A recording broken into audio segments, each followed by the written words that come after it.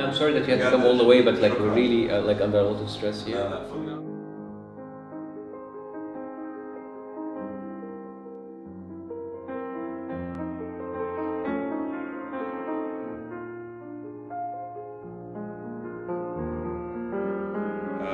طيب أول حاجة عايز أسألها لك هي فكرة إنه دلوقتي لما عملت النقلة من اليوتيوب، أيام اليوتيوب كنت مثلا إيه 3-4 أشهر على اليوتيوب، وبعدين دلوقتي بقالك 6 أشهر مثلا في التلفزيون وداخل في السيزون الثاني في التلفزيون. سنة على التلفزيون. سنة على التلفزيون، أوكي. بتحن لأيام اليوتيوب، إيه الفرق بين الاثنين في أدائك وفي في يعني I guess satisfaction بتاعك في الشغل. Okay, he asked me like I started on YouTube and I was there for 4 months and then I was on the TV for a year and then like now I'm doing the same series where and what's the difference. So إحساسي إن أنا لما كنت في اليوتيوب كنت لوحدي، كنت بتفرج على الفيديوهات لوحدي، كنت أنا اللي بقطع لوحدي وبأديت لوحدي. I was doing everything like on my own. I was watching, I was doing the theme, I was writing myself, I was collecting the material myself. But that was like non-sustainable because at the end of the day, at the end of the day you have a demand. عندك عرض وطلب، عندك the market demand. So to produce إنك تعمل الكلام ده هو in large volumes, you have to actually have a team that actually support that. لما احنا عملنا النقلة when we did the move, we were negotiating with many networks and most of the networks came and said like, oh, we can buy you cheap. ممكن ناخدك رخيص عشان انت جاي من الانترنت. Yeah, like you're an internet guy, like how much do you want? So they were surprised that we actually demanded a very high number for our status as يعني ناس جاية من الانترنت، people with no internet. It's like, who do you think you are? And they actually, many of them in the beginning, after the 3rd episode on the internet, بعد ثالث حلقة, channels started approaching us and they thought that we were too arrogant. لأن أنا قلت لهم لما أحمل الموف when I'm gonna do the move from the internet to the TV, it has to be worth it. Plus كمان أنا دكتور وكان I had a contract from Cleveland to go and work there. So it has to be worth. So basically I was like, you know what, I don't need you. If you're gonna actually make me stay, you should actually make me يعني لازم تخليها تستحق, make it worthwhile. So what we did, you cannot really just like stay and remain on YouTube and seeing the videos that everybody else sees. You have to have many other eyes to monitor things that nobody else sees. ممكن تختلف أو تتفق مع الثورة، لكن كان في حاجة واحدة بس كل الناس مجمعة عليها. الأعمال واقفة، الشغل واقف، الحياة مشلولة جوه مصر، خسائر اقتصادية بالملايين. واللي عنده مشاريع اتخربت. مشكلتي أنا كمان، أنا عندي ألم في ضرسي غير طبيعي بقالي يومين ومش عارفة أتصرف أعمل إيه. البلد واقفة، مشاريع باظت، حال البلد كله واقف. كان المفروض الثورة طبعا تريح خميس وجمعة سبت وحد ويك إند علشان الناس تشوف مصالحها، وبعدين نرجع تاني للثورة. So this is what we did. We started with a very small team. Many of them, half of them were non-paid because we didn't. At the end, after the 6th episode, we signed with OnTV, مضينا مع OnTV, and OnTV said, "All right, we're gonna give you the money that you want." And they said like, "We're not gonna break even with you. We just like you." We're actually Naguib Sawiris himself said, "We're not gonna break even with you." I met him once. Like, yeah, you know, you're funny, but I don't think this is a good business. The money that we put on you, and we brought in a lot of money. Throughout, we're actually #1 in the channel for advertisement. Anyways, اللي حصل إن TV was it's not like a video that I can put on whenever I want. I had a time schedule, I have deadlines, I have 2 to 3 episodes I have to produce every single week. فده كان this is what was the challenge. The idea is ان انت you had to deal with a type of show, نوع من البرامج that was unprecedented. ما كانش موجود قبل كده, unprecedented في مصر. We tried getting people who were veteran TV people to work with us and they didn't work. They left after less than 1 month. So I started getting college graduates. People who had no idea about media. I chose people based on how much passion they had for the work. So it's about people sitting in and actually try. Our job was basically monitoring the news, monitoring the TV, and how to use that in a sarcastic form.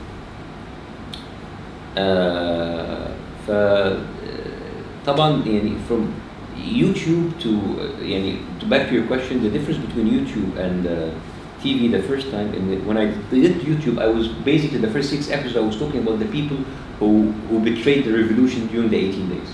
All the atrocities, the gold mine that we had في 18 يوم. And it was so funny because the amount of flip-flop in the 18 days was very fast.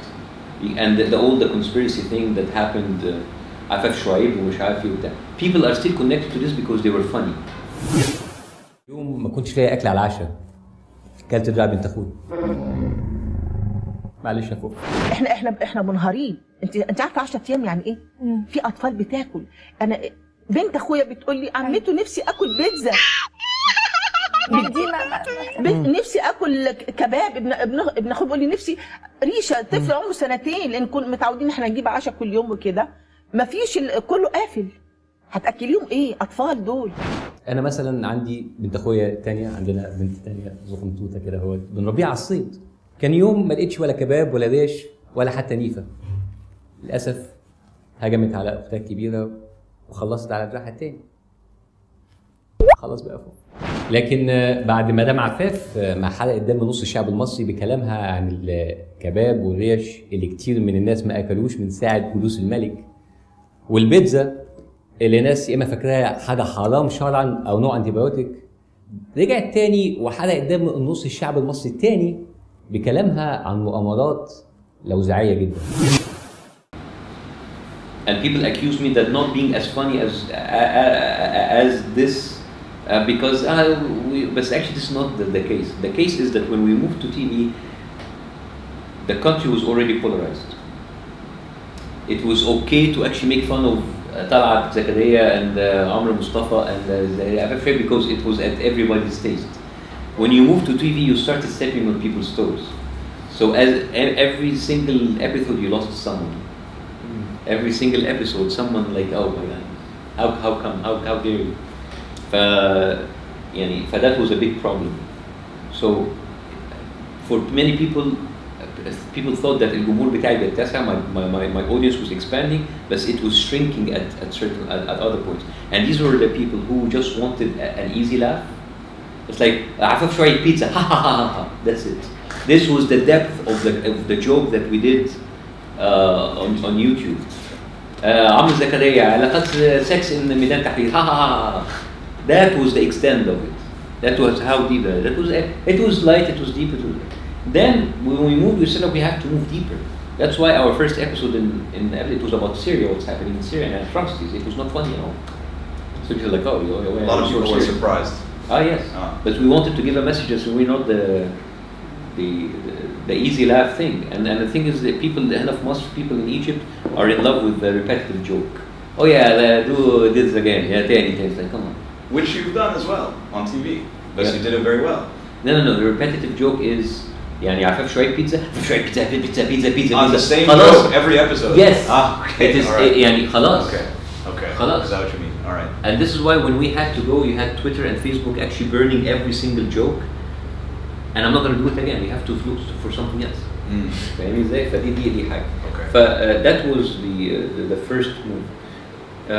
By the end of the first season, I remember actually shooting the first episode in the first season in studio on TV, and I said in the earpiece, the director told him next year is going to be a live show, and everybody laughed, ha ha ha ha. It's going to be a live show. We're going to do it Jon Stewart style for real. فقال طب ماشي بس يلا بس okay ماشي. But we and then but mid-season we started negotiating. So all right, you know what? We want an increase in our budget by 6 times to do the live show, and we're not going to do a live show in Media City. We're going to do a live show in a theater that people can go and actually see exactly like David Letterman, like Jon Stewart. People actually can go to the theater because theater in Egypt is dead. مسرح في مصر مات. You have no theater in Egypt. and cinema is dying, and TV is very redundant. التلفزيون مكرر ما فيش حاجة. So we have to, there's no entertainment in TV. If people want entertainment بيتفرجوا على مسلسلات Turkish soap opera with a voice. People are A Voice, which is a live show also. Exactly, but again, it's like Lebanese or Saudi entertainment. Right. There is no Egyptian entertainment. تمام. Even the Egyptians that are برامج مسابقات وغنى, which actually we steal it from other people. So we wanted to make a brand for an Egyptian name, Egyptian show, to be the first live TV show in Masr. Again, we were ridiculed with our budget, and we finally got the offer, and inshallah we are going to move into downtown Cairo.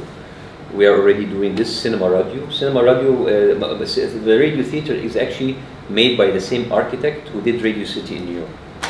It's a replica. It was built in That's amazing. It was built in 1939, and Kulthum performed there, and it was the last theater that actually Muhammad Sobhi, one of our veteran actors, did his shows there. So it's history. So now we're doing that, and we got we're having an incredible set. We got an art director and a light director from England. These are the people who actually did the original Voice and Britain Got Talent. Okay. And they are resident. They are staying to do this thing.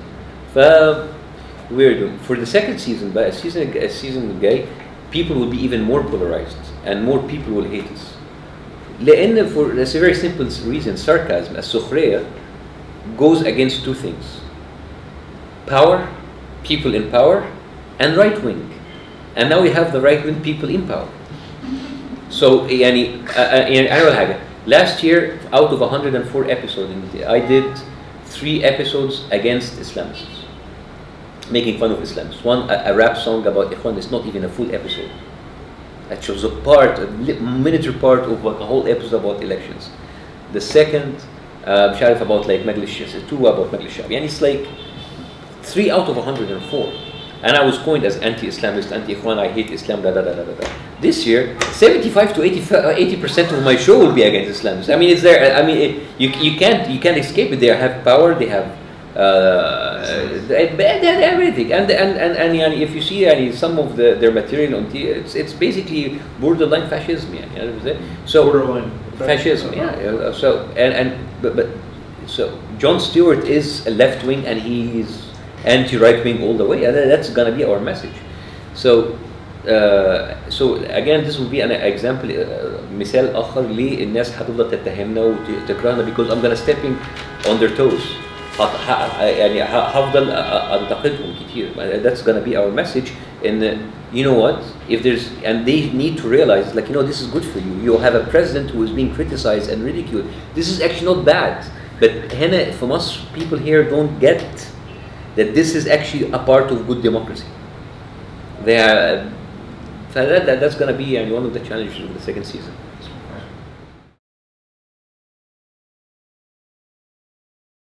You're moving forward. I'm a very pragmatic person. I cherish every single memory I have, but I realize that it is a step in your way. You cannot go back, because pragmatically, if you did it the same, you have actually, people are expecting a much better and higher quality every time. So you cannot go back and do the same thing. There's not be, just go back to YouTube, we loved you there. And I know that once you do it on YouTube, these people are the first one to attack, like, what had happened to you? You're not as you. So people actually encourage you to go back to YouTube. Many people, because they still have, they just want the easy jokes about the pizza. Okay, you're too complicated. They just want the simple days when we just had to make fun of artists and singers, and we didn't have to go into politics, because it was a feel-good kind of politics. Now I talk about people who die in Port Said. I talk about people who die in Mohammed Mahmoud. This is not funny anymore. There is a sense of black comedy, but it's not as funny, as hilarious, and ha as it was. And you can't just do that.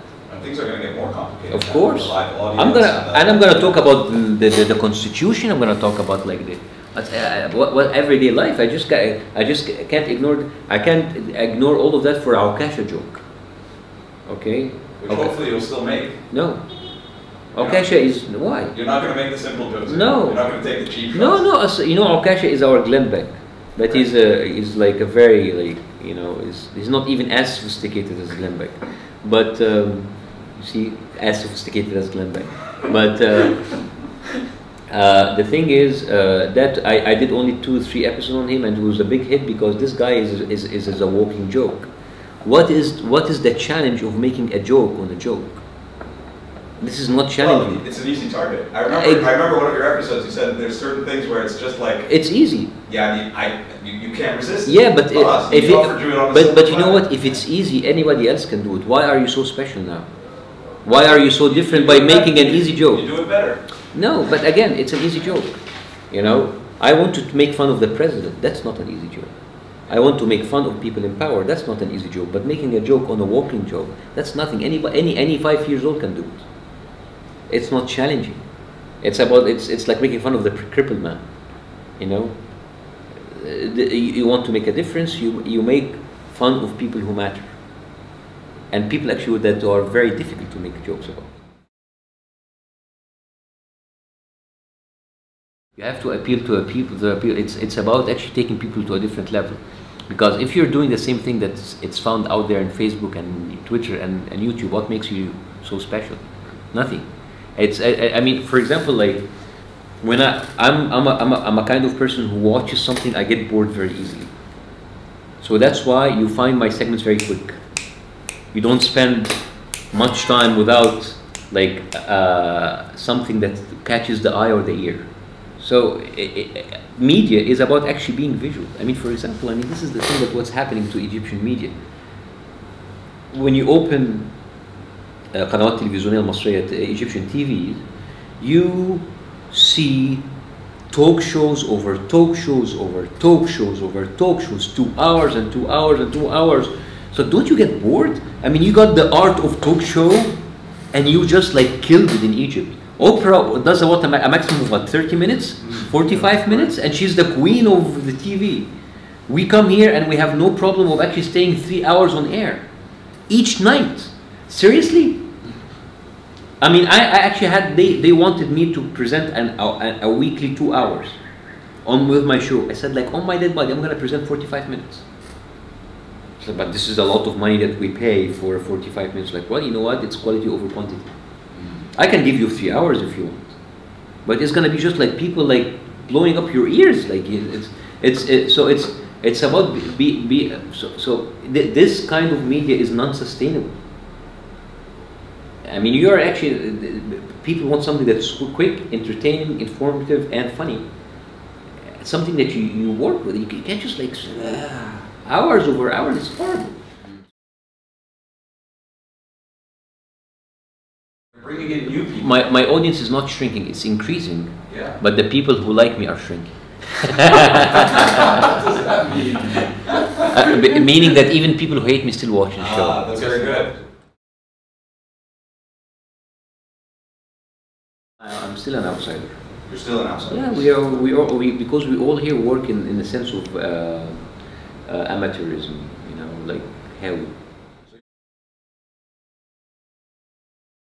What I did is that I made a product that appealed to the people. So that's it. I did something on YouTube, and it was high quality. We didn't do it with a mobile camera. We do it with an HD camera. We put it. I mean, I was the only amateur on the job, because we had a director and an editor and a cameraman who were actually professionals. Okay. I had the content, but you have to have good content. So the thing is, you have to have good content. You have to package it in a good way. It's about packaging and make this package appeal to the people. Who are the young, new YouTube people who are imitating you, inspired by you, that you have your eye on? Let's say, as possible talent for you. No, that's the problem is most of the people on YouTube, they don't reveal their faces. They edit stuff on videos, on YouTube videos. They don't actually come and present. Very few people do it. The memes. Okay. Yeah, they actually don't present themselves as someone who is actually a YouTube blogger and who will like do what you did. and people, I don't know, people maybe they, I don't know if they're afraid or they are not used to it, but like you have hundreds of videos on YouTube, and people like saying facts and saying their opinion, but they don't appear. Very few people do. They just like put like a black screen and write their opinion, but they are not there to actually speak up. And I think part of it because they can see how everybody goes up is attacked vigorously on YouTube. If you see the comments, it's hilarious, and it's like I don't want to appear, because here people are just like it's a cutthroat. Internet is a cutthroat environment, and people will just like curse you with your mom and father and your dad. Or worse. Yeah. Death threats. Or, yeah. So they have this, and so the thing is. So it takes courage, basically. Yeah. You have to be accepting to the criticism. Yeah. I mean, I remember my first dislike that ever come to the video. I got into a nervous breakdown when I was in YouTube, and then if someone disliked it, oh my God, very upset. 2 people disliked it. That's like, you know, and then I got used to the curses. Your skin got thicker. Okay. Sometimes there will be a lot of attack on you from people who didn't like what you said. So you will finding yourself shifting your opinion, so you will appease to them. That's horrible. You find yourself doing this? No. I find people. I see people doing that. Okay. I'll give you an example. You will write something that is anti-Muslim Brotherhood or anti-Salafi, and they on the internet they're very organized, and they will come and there was like a massive attack on you. So I find people actually modifying. Also, I didn't mean that, and bit by bit, this kind of self-censorship. It's like taking away from you, so you find yourself saying stuff that you really don't want to say just to appease to them. That's horrible. Self-censorship. I mean, if you have a problem, okay, if you have a problem with someone, just say it. I have seen people on Twitter and on Facebook modifying their opinions because of the massive electronic attack on them from certain political groups. Or removing an old tweet, for instance? Not as much. They will keep it, but they will do something else to balance it. And they're not really convinced by saying this. They will say something bad about the Barade, so they'll make them happy. I have a very strong opinion about actually a respectful news outlet actually getting their news from Twitter. This is disastrous. It's about basically journalists sitting their lazy asses on a desk in front of a computer and just like doing their job just by tweeting, by looking at social media. It's horrible. I think that actually real journalism is actually fading away.